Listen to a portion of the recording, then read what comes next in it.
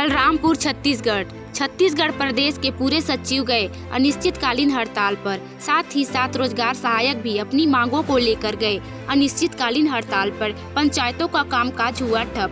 ज्ञात हो कि ग्राम पंचायत के सचिव के प्रदेश स्तरीय अनिश्चितकालीन हड़ताल पर जाने के बाद रोजगार सहायक भी अपनी मांगों को लेकर और गए। पूरे देश के रोजगार सहायक अनिश्चितकालीन हड़ताल पर चले गए हैं, जिसको देखते हुए आज की स्थिति में ग्राम पंचायत के सभी कार्य ठप हो गए हैं। यदि समय रहते इनकी मांगों को या इनकी कोई निराकरण सरकार नहीं निकालती है तो पंचायतों का कामकाज तो ठप ही है, साथ ही साथ मजदूरों के पेट पे लाले पड़ने लगेंगे। आइए सुनते हैं वाड़फनगर के सचिव की मांग क्या है और इनकी मंशा क्या है। नेशनल मीडिया से डिविजनल डेट राजू पटेल की खास रिपोर्ट। भारत माता की जय। जिंदाबाद जिंदाबाद। इंकलाब हम सब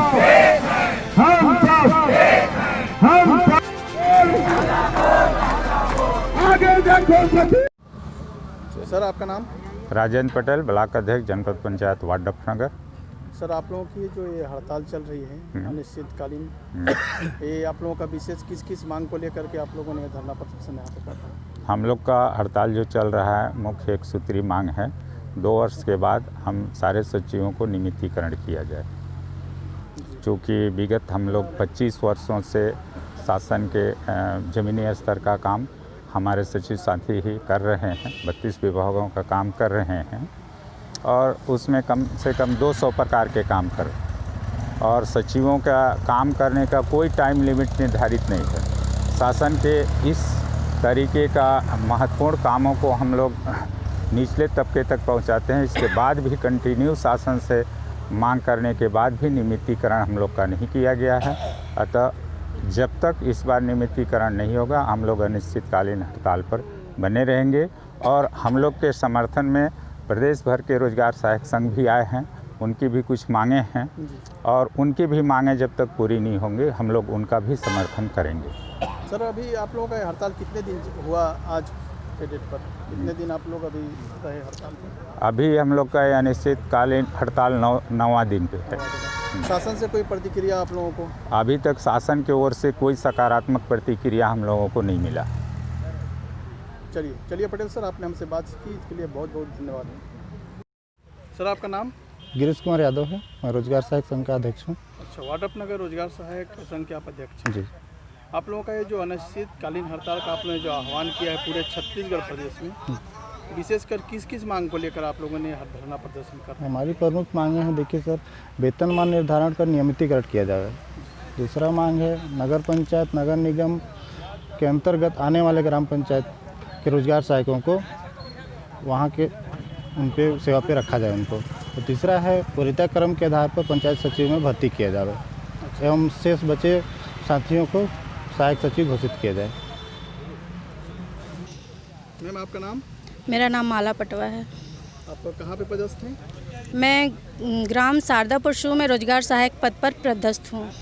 ये जो आप लोग हड़ताल कर रहे हैं, यदि आप लोगों की मांग शासन नहीं सुनी तो आप लोग क्या मंशा बनाए हैं?